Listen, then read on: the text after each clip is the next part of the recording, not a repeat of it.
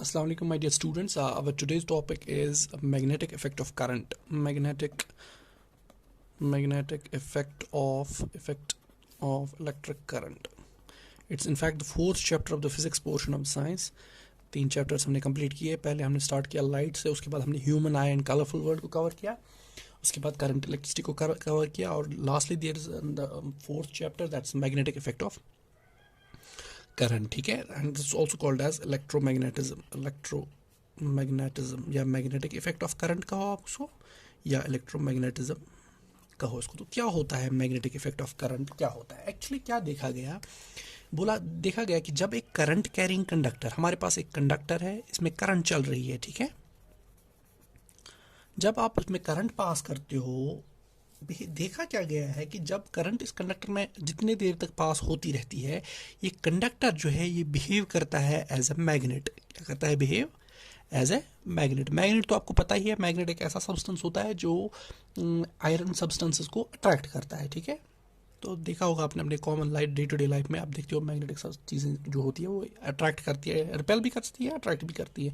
क्या होता है वो इसके बारे में थोड़ी देर बाद बात करेंगे, लेकिन पहले आप ये याद रखो कि जब एक करंट कैरिंग कंडक्टर होता है, फॉर एग्जाम्पल एक वायर है और इसको हमने एक बैटरी में कनेक्ट किया है, ठीक है,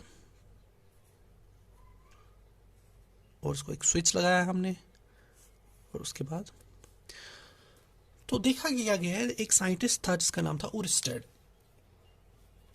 एक साइंटिस्ट था जिसका नाम था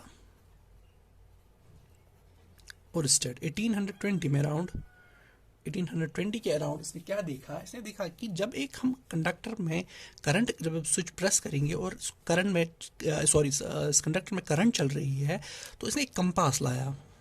ठीक है, इसने एक कंपास लाया है जिसके पास पॉइंटर होता है. ठीक है, तो इसने कंपास, जिसने जब स्विच ऑन किया तो जब करंट इसमें चलने लगी, जो ही करंट इसमें चलने लगी, ये कंपास जो है ये डिफ्लेक्ट होना स्टार्ट हो गया.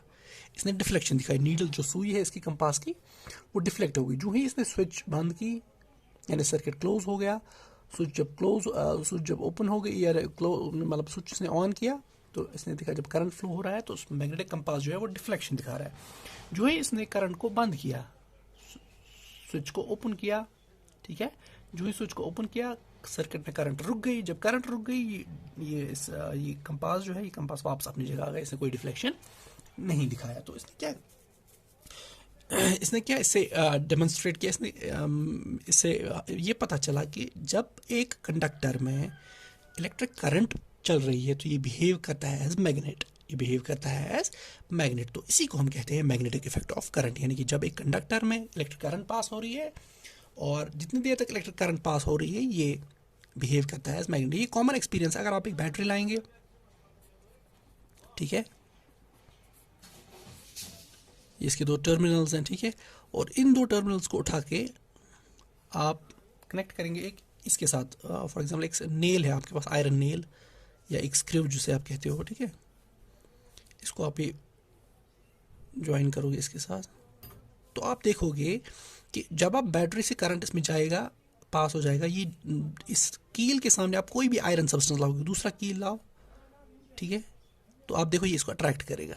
ये इसको it will start attracting the things. तो इससे भी पता चलता है कि जब तक इस कील में करंट पास होता रहेगा तो ये इन चीज़ों को अट्रैक्ट करेगा या रिपेल करेगा. लेकिन जो ही आप करंट उठाओगे, ये कील जो it no longer attracts the iron substances. ठीक है, तो this is called actually magnetic effect of current. Now एक मैग्नेट में क्या देखा गया है? फॉर एग्जांपल एक मैग्नेट है, बार मैग्नेट है. इसमें हमें देखा गया कि इस मैग्नेट के अराउंड एक स्पेस होती है जिसमें ये मैग्नेटिक फोर्स जो है वो एक्सर्ट करता है. फॉर एग्जांपल क्या मतलब होता है? यहाँ पे एक मैग्नेट है, यहाँ से आप दूसरा मैग्नेट लाएंगे, ठीक है, जब आप इस मैग्नेट को इसके सामने इधर तक लाओगे, कोई इफेक्ट नहीं पड़ता है, ना ही अट्रैक्शन होता है, ना ही रिपल्जन होता है.